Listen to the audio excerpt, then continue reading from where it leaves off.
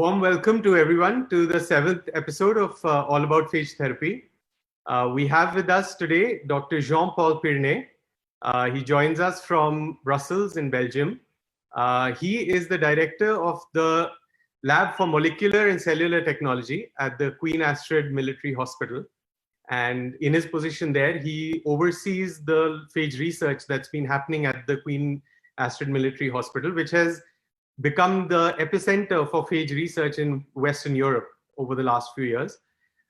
He has authored many papers on phage research and phage therapy work, which have been published in some of the leading medical and scientific journals.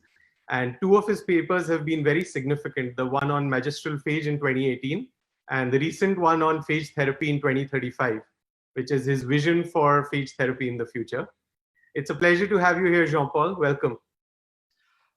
Thank you, Pirnay, for this introduction. Thank you all for having me.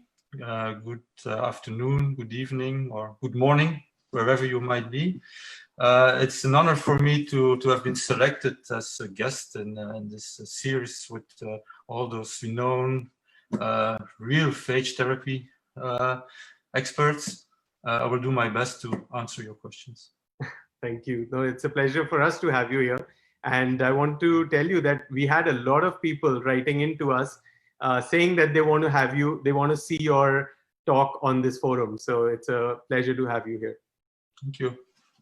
I mentioned about your papers in your introduction. So I'd like to start the discussion with that. You recently wrote a paper which was published in the Frontiers in Microbiology journal, which was your future for phage therapy in the year 2035. And what you've envisioned is a really interesting future of how phage therapy could look like 15 years from now. Can you talk us through how you arrived at that vision for phage therapy? Well, this is a very long story, I think, but I will try to summarize. So first of all, it's not entirely my vision, of course. It's like an assembly of things that many people have done, and I just grouped all those knowledges and also tried to group some labs that can actually make this happen. So I'm more like a facilitator in all this, I think, or I try to facilitate. So, but the first time I thought about using an alternative strategy to produce phages was in I think it was in 2015 at symposium, phage symposium in Leuven in Belgium. It was organized by Rob Lavigne, and there I saw a talk of Bolin Hubby, who then worked at Synthetic Genomics. I don't know if this still exists. And she talked about printing phages on site. And I thought it was so fascinating, and I talked to her. And since then, it had always been in the back of my mind. And whenever I met people, I talked about that, about the possible advantages, the disadvantages, because I think there are also disadvantages, and the feasibility. With regard to feasibility, at that time, it was not really possible, I think. But then in 2018, again at a workshop in Munich, there I saw a demonstration of a cell-free phage production system. So it produced phages without bacteria. So it introduced phage genomes, and the active phage came out. And it was a demonstration done by people of the Technical University of Munich in collaboration with some researchers of the Eliava Institute in Georgia. Also, again, I found this very fascinating, and a small informal consortium was set up to do some preliminary testing, and this consortium still exists and was even expanded after yet another conference in Poland, Vices of Microbes. We added some people from the artificial intelligence world, because of course it would be even nicer if you can first predict the genome, then make the genome, and then express it in the cell-free system. And then again, a bit later, we also added some people from the regulatory, from the Public Health Institute in Belgium, because of course the end goal is to use these phages in patients. So we wanted to have those people present from the beginning, to be sure that whatever we would produce could indeed be used in patients. For instance, would not be considered a GMO and would cause a lot of regulatory problems. So I think now I think we are almost ready to really do a proof of concept, and I hope end of the year. I hope. So that's a bit the story. I can also add maybe just another addition, because of course when you're talking artificial intelligence and you need the algorithms to predict something, you need a huge amount of data. And now I also talk to a lot of people that have such data and try to group this data, but it's not very easy, because nobody wants to put his eggs into one basket somewhere. But this is a problem I know from another field, and it's the organ and tissue transplantation field, which is also often personalized. And also there you have some kind of governance platform that will trace donors and acceptors. It's pretty much what you also want to do with phages and the patient's bacterium. And there was a company that set up a system and also asked everyone to participate into that system. But in the beginning, people were reluctant. Why should we trust like a company and maybe they will go broke or whatever? But this changed when this system was put under the protection of the WHO. So that's also why I feel that such a system for phages will only work if you have really a trustworthy partner that will protect and oversee such a system. It can be WHO, it can also be CDC, for instance, or whatever. Some kind of a system that people trust. And so that's the next level that we need to add, I think. Right. In the paper that you've envisioned WHO playing that role. Yeah, I hope so. Because they are a world global organization. They are into public health, so they are like the natural suspects. Right. And I wanted to in fact tell you that, of course, phage people, a lot of phage people are already familiar with this paper because it's been very popular and it's been highly cited amongst the phage world. But even for people outside of the phage world, this paper, I've shared it with few people who are outside of the phage world, and they've really liked it because the way you start explaining your vision for the future is such a relatable kind of situation where someone gets bitten by an insect and that becomes a bacterial infection. The wound becomes infected with a bacterial infection, and then the process of how a matching phage is found and then how it gets synthesized. So it's something which is presented in a very, very nice way. Well, that insect part actually happened to me. But, okay. But it was not cured with phages, so I didn't need phages. It was born out of personal experience. Oh, the thing, it was not that easy to publish that paper because at first they wanted to remove the science fiction part. But I wanted to leave it because what normally you see in that kind of paper is that they start to get technical immediately. Start describing the state of the art today, and then they will share a perspective, a future perspective. But then often, as you say, people that are not familiar with the subject will stop reading after like 1 page of technical synthetic biology, artificial intelligence stuff. They will stop. But when you start, of course, with a story that everyone understands, then you might have people that will maybe start and read further. So I had to battle to leave this part, science fiction part in it, but I'm happy I succeeded. I'm glad you did. It makes it very dramatic and really riveting to read it. I want to ask you that what are some of the challenges that you can envision which could prevent this future vision of phage therapy from playing out? What are some of those obstacles or challenges which could stop this from becoming the reality in 15 years? Well, the main challenge is, of course, if you want this huge amount of data, and that also needs to be updated because, of course, bacteria, they continue evolving. So it's a system that will need constantly to be updated.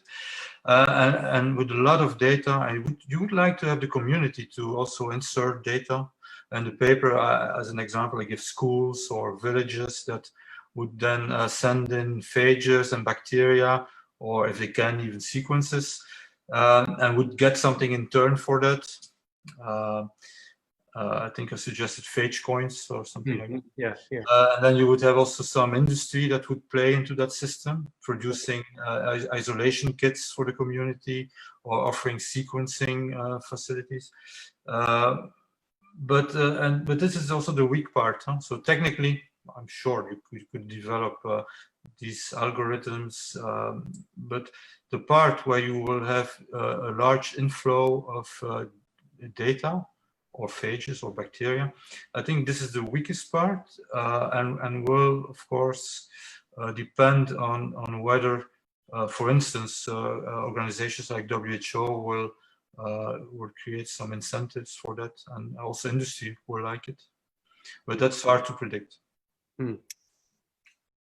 What other challenges could kind of derail this vision?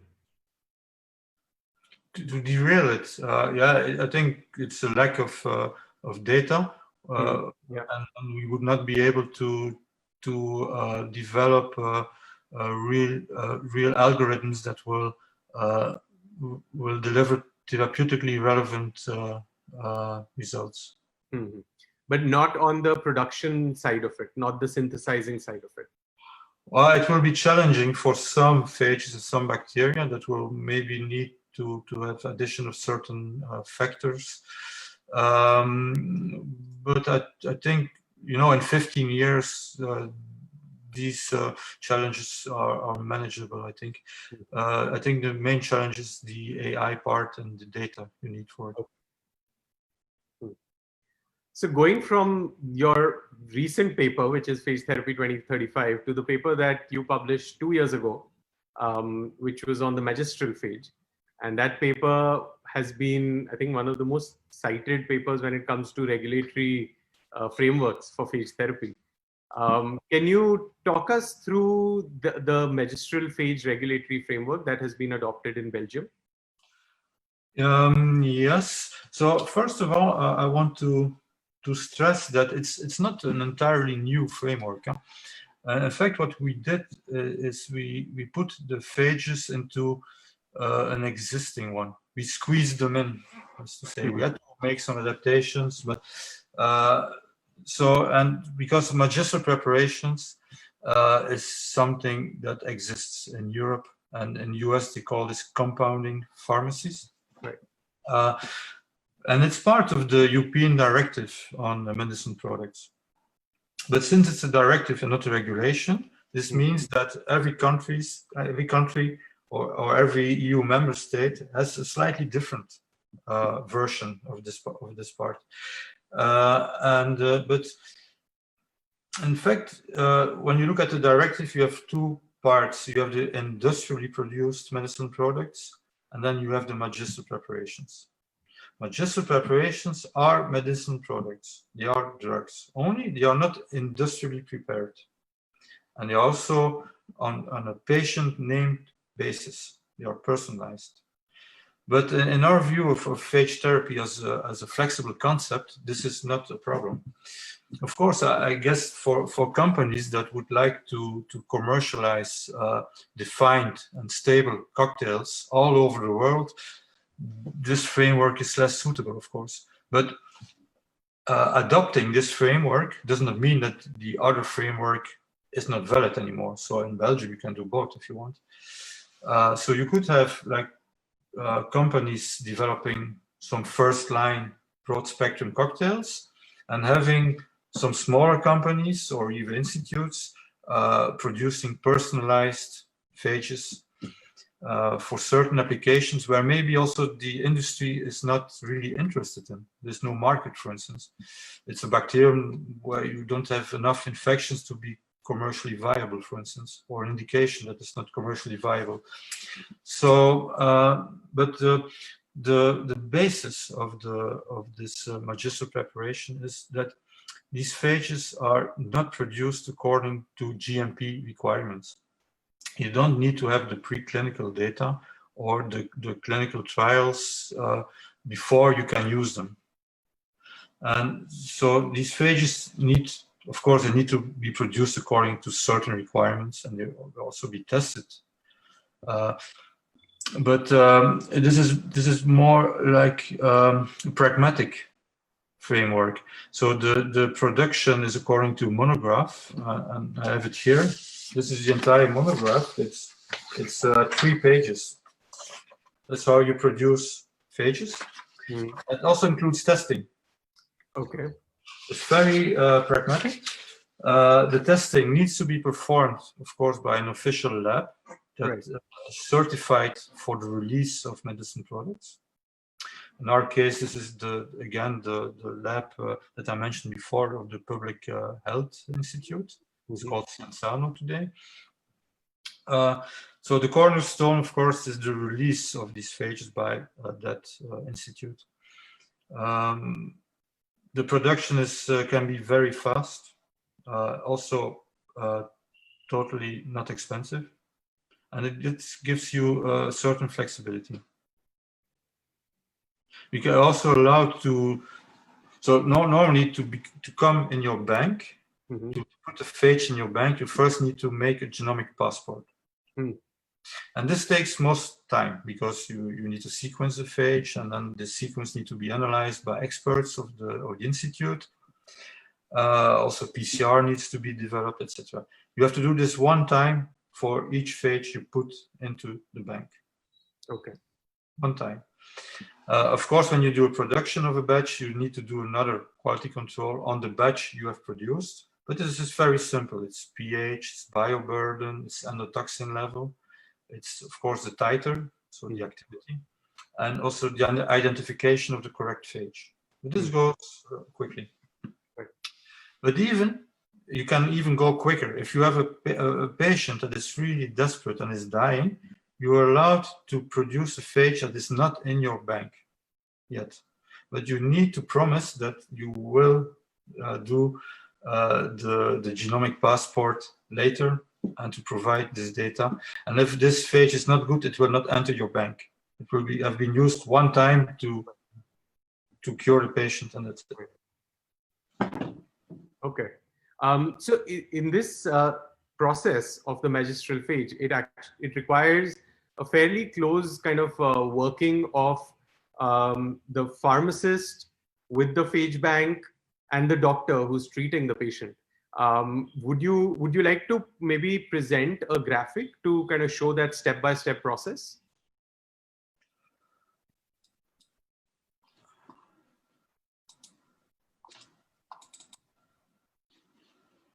You can see. So the slide is blank. It's showing as a blank slide. Yeah, but normally it should appear now, but it's not. Wait, I don't know why it's not working. Ah, okay. Now it's coming through. Yeah. Ah, okay. I think there's some. Okay. Yeah. So as I explained, so the phages are in a bank. They have been characterized. They have a genomic passport, and they are stored in a banking system. Also, this experience we got from our work in the cell therapy field, where banking systems are usual. So you have your bank with your good phages that have passed quality control, genomic passport. Then you will produce, this is like your raw material. You will take a tube with your master phage, if I'm may say. And then you will produce from that what we call an active pharmaceutical ingredient. You will do a propagation step. From this batch, you will also take samples, send them to the institute for testing, so external quality testing. And then once this phage is released, it can go to a hospital pharmacy. So the pharmacist has these phages in his fridge, and then there is a physician who has a patient with an infection. And then if he has time, he will do what we call a phagogram. It's like an antibiogram. You test the activity of the phages that are in the bank or that the pharmacist has in his stock against the patient's strain. And then the doctor, the medical doctor, will know which phages work. And then he can prescribe, let's say, 50 grams of hydrogel X with Pseudomonas aeruginosa phages A and B to be applied 2 times per day for 10 days. It's a normal prescription. It's a recipe. Right. And the pharmacist will make this product, this magistral preparation. I will give it to the medical doctor who can then apply. So there's a shared responsibility. You have a responsibility as producer of the phages, as institute for the quality testing, as a medical doctor for the prescription, and as a pharmacist to make the magistral preparation according to their standards. Thank you for sharing this graphic. I think it really explains the entire process in a very smooth and clear way. All right. So now I want to shift tack and go from these papers that you've published to your own start in the world of phages. When did you start your research work into phages? How did that happen? How did you get interested in phages? Well, of course, when you study, like in the 90s, and you study molecular biology, you already know about phages. Huh? You use them as a tool to do transduction or in phage display. But then I went to work in the military hospital. Of course, I've more or less forgot about phages until somewhere beginning of the 2000s. I saw a documentary on television, and it was about the Eliave Institute and about their phage work. And again, I was fascinated by what I had seen. And the next morning in the hospital, I met my colleague, Daniel De Vos, and we discussed this because he had also seen the documentary. And he said, yeah, okay, this is really something we need to test and to work on. Because of course, already beginning of the 2000s, you had a lot of antibiotic resistance, also in the military hospital. And then we soon learned that another colleague of ours, Professor Mario van Eekhouten from the University of Ghent, was already working on phages. And he had a good collaboration with the Eliave Institute. Mm-hmm. And he brought us in contact with Maya Merabishvili. You will also have seen her name on many publications. Yes. And then she came to Belgium, and now for more than 10 years she's working with us. And I'm happy to say that also recently a second former researcher of the Eliave Institute has joined our team. So I often say we are Eliave Brussels.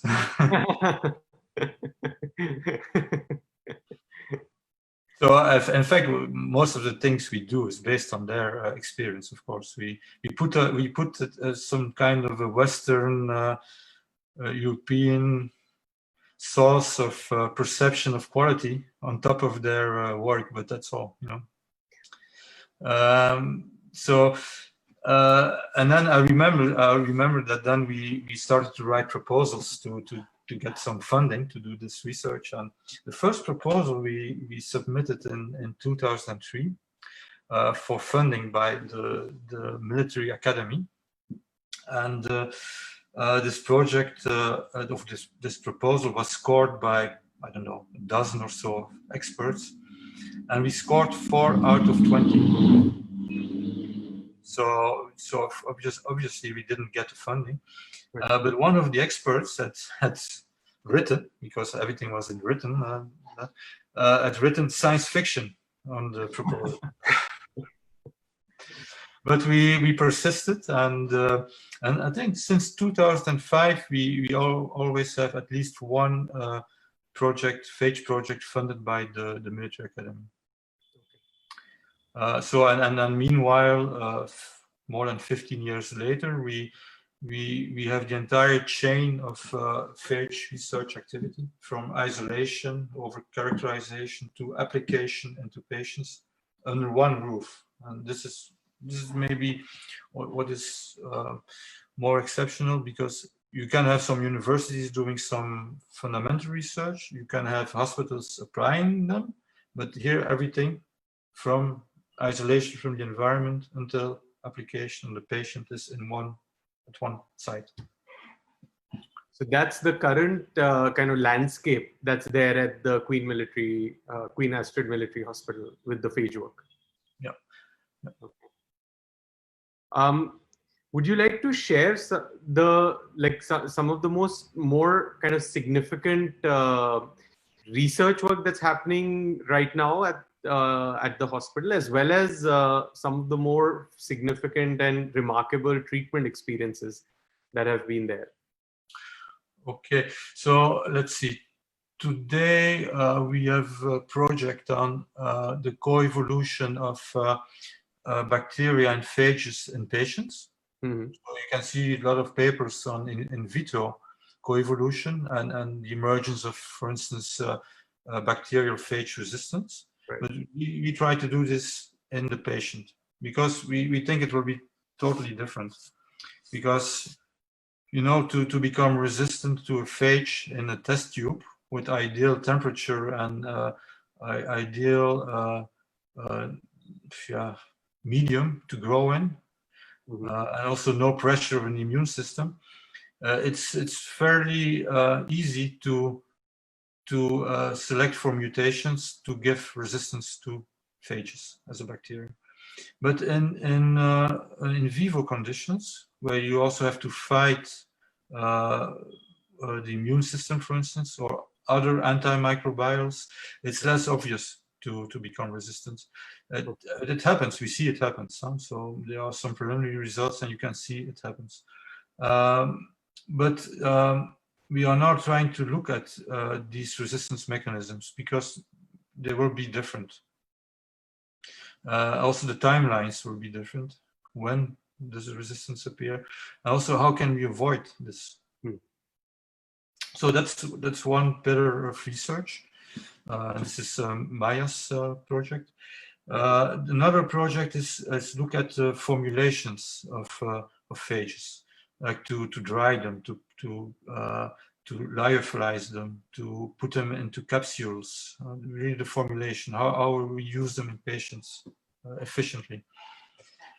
Then of course there is this research on this vision, the 2035 vision, where we try to do a proof of concept first, and then we will try to obtain some serious funding, and then we hope then that maybe there will be some industry interested, that we can do some serious things, because we can do some proof of concept, but we will not be able to build a machine that will make phages. For that you need to really big players to invest. Let's say, and then of course continuously we try to find new good phages. And then I don't know if you can call this research, but of course we also try to optimize the regulatory framework for phage therapy. And is that something where you see a change in attitude amongst the regulatory bodies that you're interacting with, as as you said, the proof of concept is building up with more and more treatment experiences happening around the world? So do you see a change in the regulatory attitudes towards it? I see a change on the national levels. The phages we produced have also been used in several hospitals in France with the approval of the authorities on a case-by-case basis. In Germany, now we will also send phages to Scotland. Phage of the Liav Institute that we will produce for Scotland. So you see that on the national levels, where of course they feel the pressure of people dying because of infection. There you see that they tend to be more and more open to phage therapy as a last treatment option. But on the European level, I don't see much change. I think there the European Medicines Agency is still sticking to the viewpoint that phages are to be treated as conventional medicine products, industrially prepared. They are not yet prepared to go to the more personalized approaches or to cater for them. So at European level, I think they are not quite there yet. Do you think the Magistral Phage framework of Belgium could be kind of a role model for other countries to adopt or at least look at? Well, I know of several countries who would like to do this, and to facilitate this, we are trying now to put the Belgian monograph or a modified version of that into the European pharmacopoeia, because once this monograph is in that pharmacopoeia, it becomes more easy to use it. And of course, this is only some kind of additional option. Huh? So I think there should be really a dedicated framework for phage therapy. But I also understand somehow the European regulators, because in their eyes, there is still no efficacy data for phages. So they don't look at all this data from Georgia, from Russia, for instance, because these trials were not randomized, controlled, etc. So for them, efficacy has not been proven. As you know, there have been some randomized controlled trials. They showed some efficacy, but it was not a major success. But then again, I always say in these randomized controlled trials, it's not phage therapy that was tested. It was a phage medicine product. It was a stable, defined product that did not evolve, that you were not allowed to train the phages. There was no matching of the phages to the bacteria. So for me, phage medicine products are being tested. Not many of them, but some are. But this is not phage therapy. Phage therapy for me is a concept. It's not a product. I think you're referencing the Phagoburn trials, which happened in the last 4 years, right? Yeah. Well, when you look at the Phagoburn trial, we were part of that trial, so I know this. When you look at the cocktail there, it was again a fixed cocktail. And even though it contained, I think, like 13 phages, retrospectively, we could see that even before you applied the phage cocktail, 1/3 of the bacteria were resistant to that cocktail, which also questions whether like large spectrum phage cocktails would ever be possible, because we are talking about one species. Right. But then you see already 1/3 of the patients, the phages were not active. And also the produced cocktail, because also it was so pure, I think, was also not that stable. So there you could see, and there was also no matching of the phages before use of the phages, because anyway, you would use the entire cocktail. Then you see the limitations for me of a phage medicine product compared to a flexible phage therapy concept. So talking about the Queen Astrid Military Hospital, how many cases of antibiotic-resistant infections have been treated at the hospital? And how were the phages administered in those? Were they intravenously administered? Were they oral administered, topically administered? So first of all, there are patients treated at the military hospital, but we are specialized in military indications, mostly burn wounds, skin and soft tissue infections. So a lot of the requests we get, we cannot treat those patients. We are not specialized in cystic fibrosis, for instance. So a lot of the phages we produce, they go outside. So 5 university hospitals in Belgium have used the phages, but also 3 or 4 hospitals in France, and I think 2 or 3 in Germany. So in total, I would say like 60 to 70 patients. The indications were very different. They were really, but all were desperate patients. Huh? There were some transplantation patients, there were some severe burn patients, osteomyelitis where they would amputate limbs, lung infections, so all critical patients. And how they are applied, of course, this depends on the indication. Huh? So for burns or wounds, you would apply them topically. We have applied them into sprays or into hydrogels. For instance, osteomyelitis, we installed like some irrigation system. And you would apply the phages to like a tube every day. Right. For lung applications, you can use nebulizers. Also there, you need to take care which nebulizer you use, because we did some tests, and like for instance, jet nebulizers, they kill like most of your phages. So so yeah, we have used them in many indications and many application forms.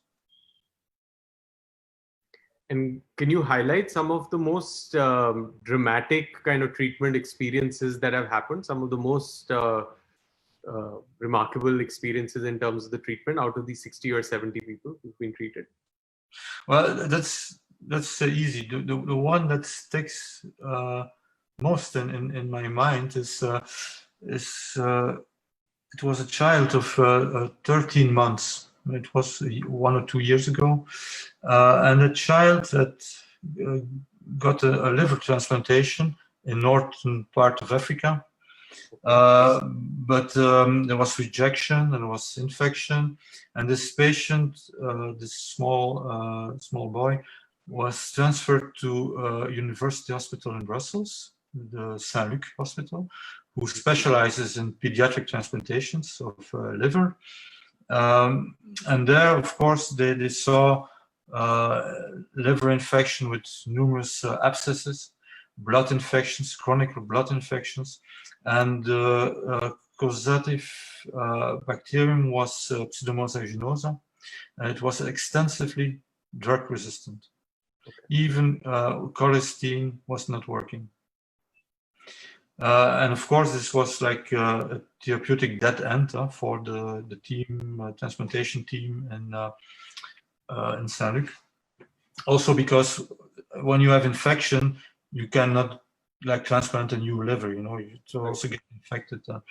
So they had to solve this infection problem, and then they thought about phages, and then we produced phages.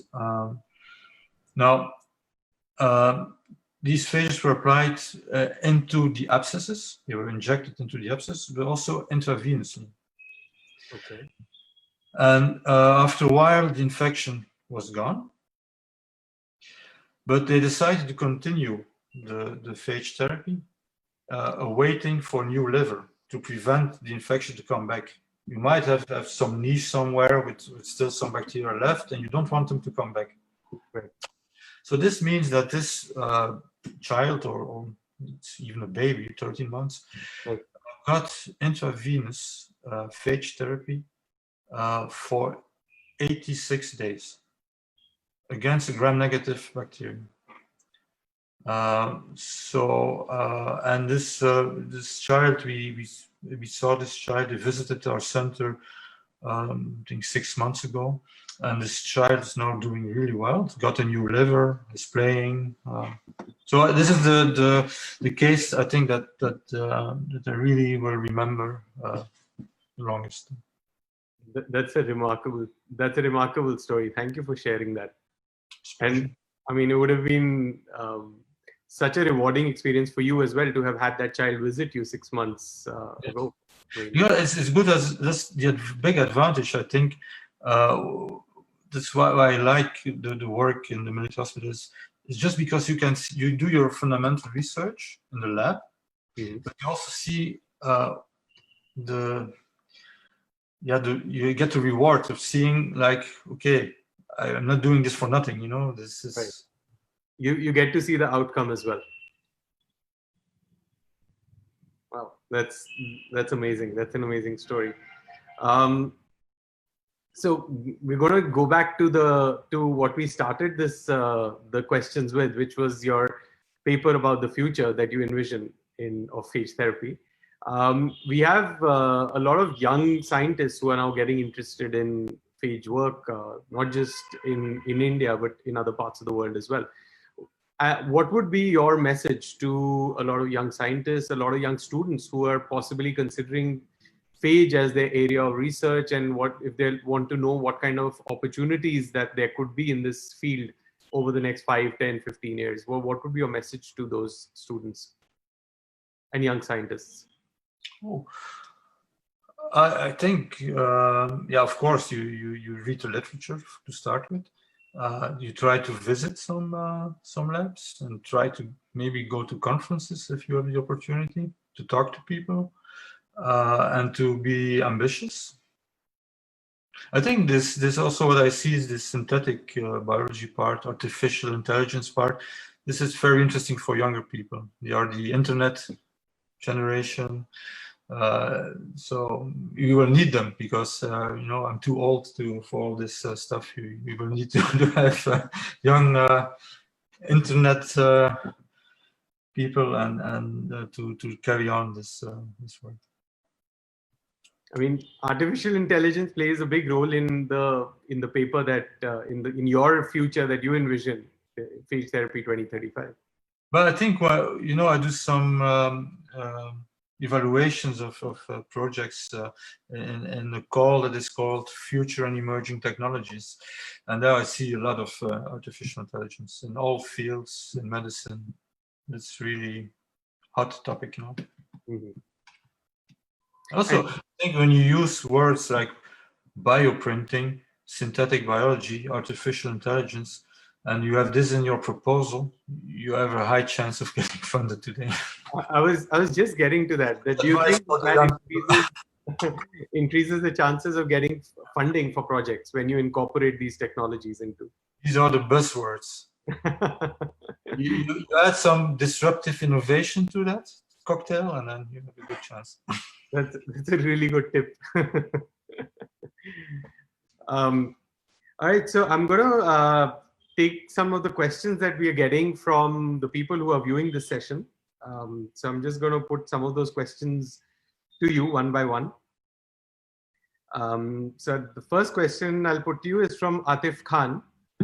He's doing phage research in Bombay, and his work involves marine phages. So he wants to know, what's your view on the existence and applications of virophages? Virophages. What do you mean with that? So I would imagine that he's referring to. All right, so Atif, if you can just elaborate on that question, we'll come back to it. Let me go to the next one, which is from Suzanne. She's asking that, can you compare phage endolysins to full phage therapy in terms of therapeutics? Do they have the same effect, and does resistance build up for both? And which of the two is better from a treatment perspective, endolysins versus full phage therapy? Yeah. So in endolysis, you use one enzyme of the phage. It has advantages and disadvantages. So the big advantage is, of course, the ease of use. And also, you for that, you can use the classical medicine product pathway, with patents and so on and so on. That's the advantage. Of course, the disadvantage is that actually you have created a new antibiotic. And I know that there are people say that you will not get resistance against endolysis, but to be honest, I don't believe that. They underestimate nature. It might take a while, but once there will be resistance, it will spread and it will persist. But of course, this is interesting because any good novel antibiotics, it's good, But what I miss in this approach is the main advantage of phages, and that is that they can co-evolve with the bacteria. Those endolysins do not co-evolve; they are frozen in time. So in terms of the virulence towards the target bacteria, phages would be a lot more effective for therapy. But I also like endolysins. So when you see in some papers, I have participated in some studies with endolysins. Because of course, every good antibiotic today, you would be happy to have them.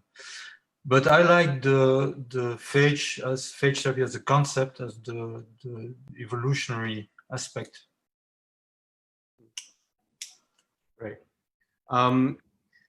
There's a question from Satish Gupte, who's asking us, I think specifically because you mentioned the case of the 13-month-old child who was treated, who's asking that, are you concerned about harmful effects of phage therapy on the host, on the human host?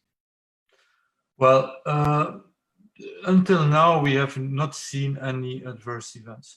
I think,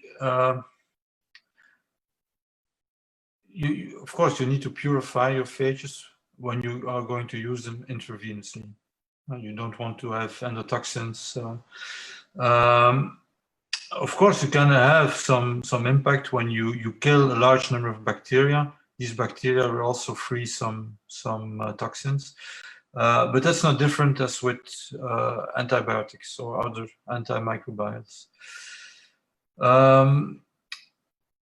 Then you will also have the immune system that will also try to remove them. And how successful this immune system will do that will depend on the phage. We have some preliminary data where we can see that this is really phage dependent.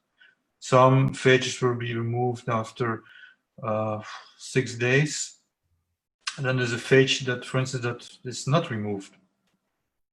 So I think this is also part of the research to see, okay, how can we develop phages that are active for a long time or longer time in the patient. Of course, like in IV, what we did was to solve this removal through the continuous application of phages. So, okay, the immune system will remove them, but you're always applying new ones.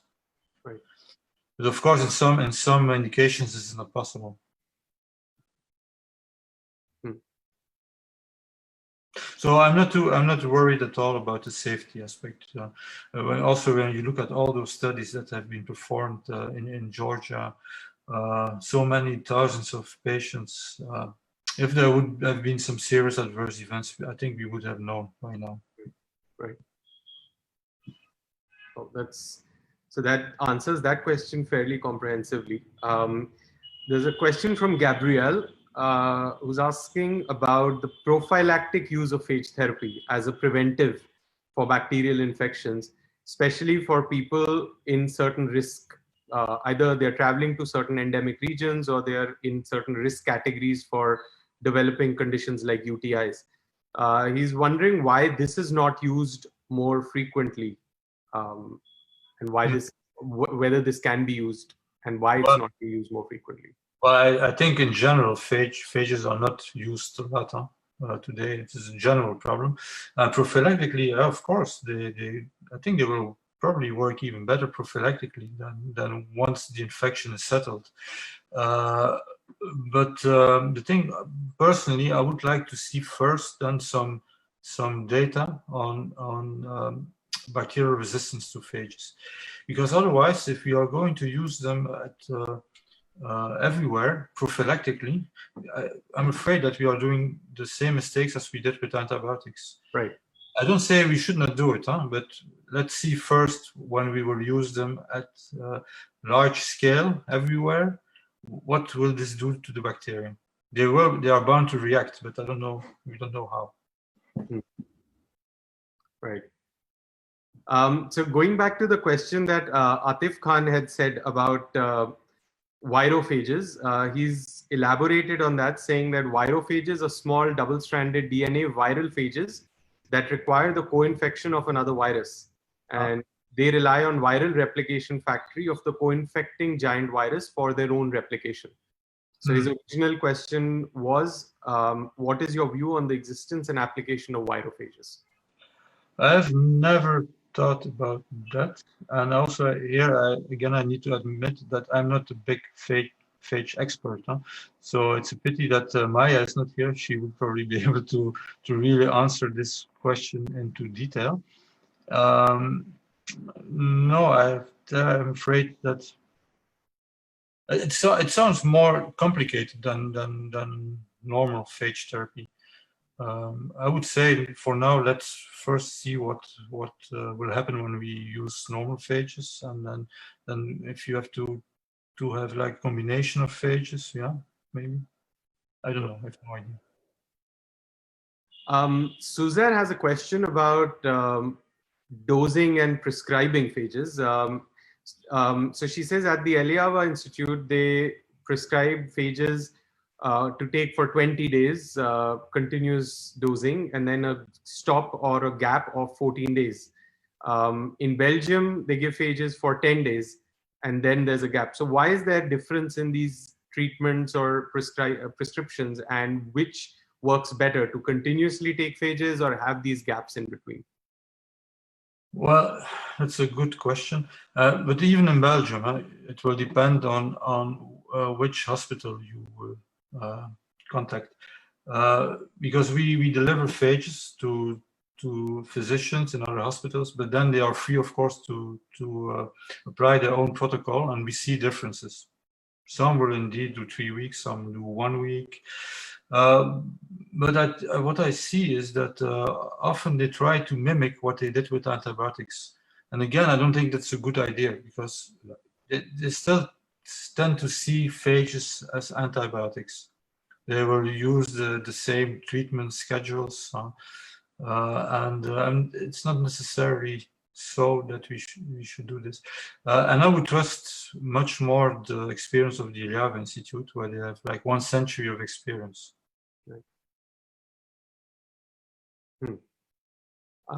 There's a question from Fazal Mahmood. He's asking, is it possible to use phages to treat viral infections like the current COVID-19 infection? No, I don't think so. You could treat, of course, secondary infections that you now see, but right. No. Unfortunately. I mean, secondary infections, I was reading some statistics about the Spanish flu from 100 years ago, where secondary infections, secondary respiratory infections accounted for more than 50% of the total number of people who died due to the Spanish flu. Yeah, I see now also a lot of papers on secondary infections in COVID-19 patients. But of course, for me, they link this to COVID-19, but it's not necessarily linked to that, because once you put the patient on a respirator, right, many of them will get bacterial infection. Right. There are a couple of questions actually about COVID-19. There's a question from Janet saying, what kind of work is happening in your hospital in dealing with COVID-19? And is that one of the focus areas currently at the Institute? Well, I must say this is probably why I look so tired, because we have gotten a lot of COVID-19 stuff on our plate. So our lab is now also doing the testing of all the military that are going out for missions abroad or coming back. So before they go somewhere, they are quarantined, and one day before they leave, they are all tested. Because you can imagine if you are like 150 sailors on a ship, right, and you have even one that is contaminated, yeah, this is disaster. right. So they are tested as close as possible to departure, and also when they come back.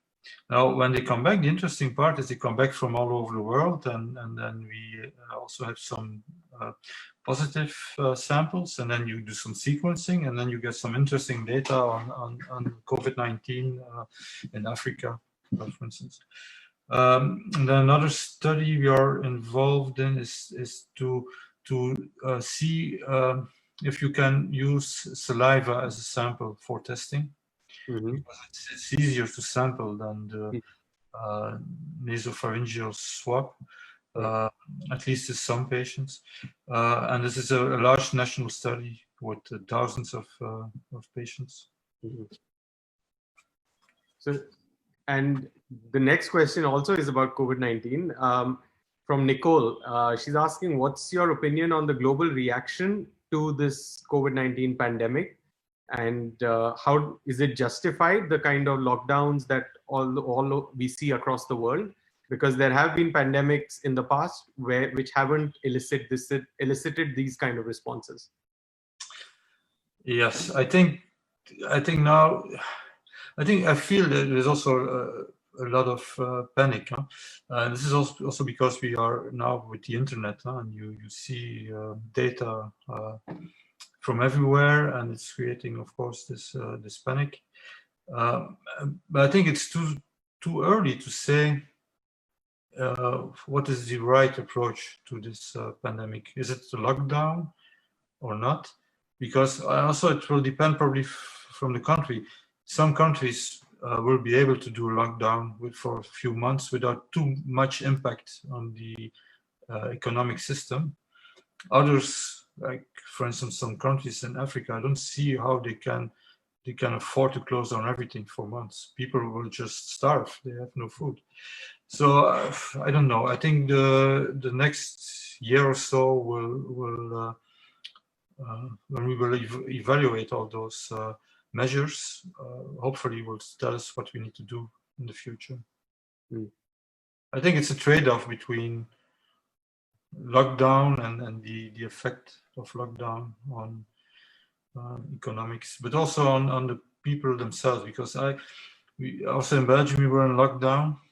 It is okay, we can do this maybe once every year, maybe, but I don't see myself living in lockdown for the rest of my life.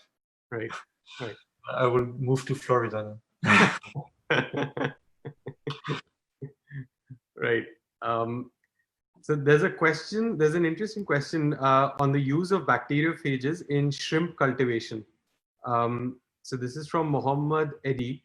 He's asking about the use of bacteriophages to curb acute hepatopancreatic necrosis disease, which is faced by shrimps which are cultivated commercially. And he's trying to see if bacteriophages could have a role in curbing this disease. And if there are any studies on this. I think phages can help dealing with any bacterial infection. The only products that are phage products that are on the market now is for decontamination of food, of meat, for instance. And there are some products in development also for aquaculture, for fisheries, for instance. And I'm sure they can be helpful, but there again, I'll make the same reflection. I would like to see also some data then on when you will use them massively in aquaculture, for instance, what is the impact on the bacteria and the environment? I think there will be resistance, but that's not for me the big issue. You will need to find out whether this resistance can spread and if it will persist. Okay. I'm going to take two questions from Dr. Urmi Bajpai. The first one is on the new methods being developed for delivery of phages, specifically for respiratory infections. So are there new methods for phage delivery? for respiratory infections, which are being worked on, which are being developed? Specifically for lung, Yeah. I think today what we use is the same systems that are used for antibiotics. And you need to really do some testing, because some of those systems will indeed kill like 99% of your phages, so you need to do some testing. Some are compatible with phages. Of course, that's also why we also try now to dry and to encapsulate, because that would also open the use of powders. But I don't know. We do not focus a lot on those lung infections, because as I told in the beginning, we are a military hospital and we focus on military indications, mainly on wounds and burns. Her next question is actually then about that. She's asking, have any armed forces from another country approached you for procuring phages? And how stringent are the regulatory restrictions for use of phage therapy for soldiers with wound infections and soft tissue infections? That's a good question. Well, we set up recently a research task group at NATO level. Yeah. There already are many countries that are part of this research task group. Normally we would meet 2 times per year, but now with COVID-19, these meetings have been postponed. But there's a lot of interest from different armies for phages.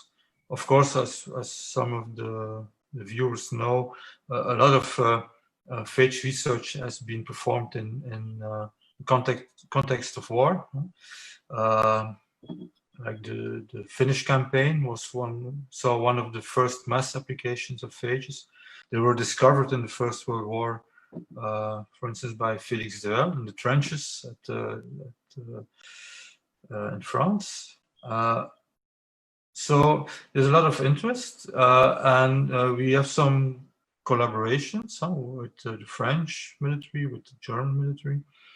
But of course, like the rules for applications are pretty much the same as for civilians. So I think this could change if you are, like, for instance, in some hostile environment at war, for instance, then you would be allowed to be more flexible, I guess. But of course, since you are in peacetime and you're also dealing with a lot of civilian patients, you need to follow the civilian rules. And have you had armed forces from other countries approaching you for procuring phages for their own use, for their own forces? No, not particularly. They have their own research, and they also, no, I cannot really say that I think maybe we might have sent phages to one military hospital. Okay. Okay. All right. So the last question I'll take today is from Suzanne again. She's asking about the effect of phages on the immune system and whether they can be used for their effect on the immune system even when there's no active bacterial infection. Well, yes. Now, we did not do any research into that field, but there are some papers. And the group that is really doing a lot of work on that is based in Wrocław in Poland. Started at the Hirschfeld Institute, but now there are other researchers in Poland that are conducting that kind of research. So I think the epicenter of that research is really important. And this seems to be, at least when you look at the literature, even some beneficial activity on phages, even on cancer. Okay. But I think also there we need to have more randomized controlled trials. But that's also, again, it's not really our field. So I only know what I read from some papers. And that's it. Well, thank you so much, Jean-Paul, for taking out the time to join us today for this discussion on phage therapy and answering all of the various questions that have come in. I know it's been a very busy time for you. You mentioned that with all the work that your hospital is doing with COVID-19. So thank you for taking out this time. The pleasure was mine. I'm just sorry I didn't know about the viral phage, but I will look into that now. That I need to close. Great. It's good. It's good when the audience questions can also promote some new direction, which could potentially become something. Sure, and I need to stress I'm not a phage expert. Huh? This was also not my. I didn't study phages like they do in Georgia, in the Liao Institute. Huh? So I studied biotechnology and medical sciences, and I just fell into phages. Huh? And what we do is based really on the knowledge and experience of, in our case, of the Liao Institute. Mm-hmm. And you mentioned you have people, scientists from the Liao Institute, who are now working with you at your institute. Right. Well, thank you again, once again, Jean-Paul, for taking out this time. A big thank you to everyone who's tuned in and engaged with our sessions and sent in your questions and comments. Thank you for your suggestions as well on who to bring in. Jean-Paul, you were one of the people who I can say came on by popular demand, because a lot of people wrote in saying that, can we have a session with Jean-Paul? Yeah, the pleasure was mine, and thank you for having me.